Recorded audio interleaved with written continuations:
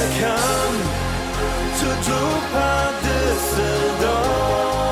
Oh. Hi, I'm Carrie Sherburne, Senior Editor at WhatTheyThink.com, and I'm here with Frank Romano, who needs no introduction, but I'll introduce him anyway. Professor Emeritus at RIT, Rochester Institute of Technology, School of Print Media. Emeritus is Latin for unemployed.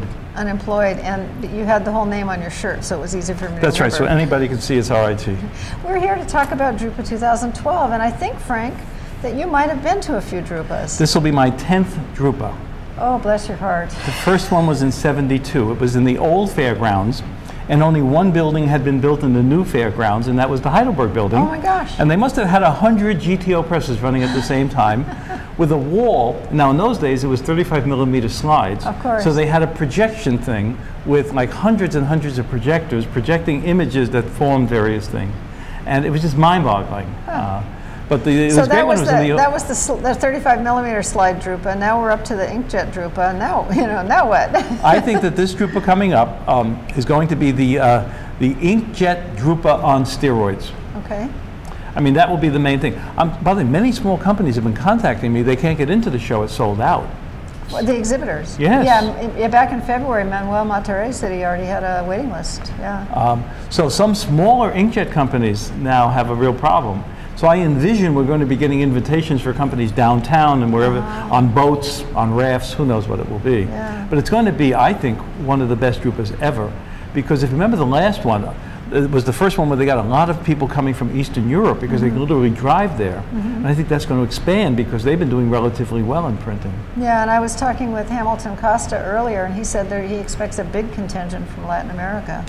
Because Brazil is doing phenomenally well right now. Even Colombia, the GDP in Colombia is over 6%. So in those places, print is growing, and therefore there's a need for equipment. As you know, we're going to do some gig for the Brazilians coming up the next year.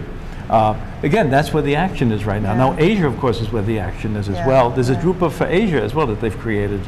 But I think the traditional drupa in Germany is going to do very, very well, and we are going to be very busy talking to companies about new technology.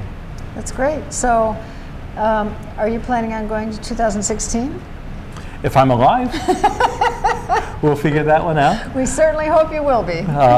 Again, by the way, getting a room was the hardest job, I think. Yes, I don't want to be on a boat again. Oh yeah, yeah. I stayed the first year. I stayed in a private home, and that was a great experience. And then last year the Hilton, and this year we have a home that we're renting that nobody's living in. So I see. Yeah. Well, in any case, I think, and those of you who are thinking of drupa, it would be a worthwhile trip.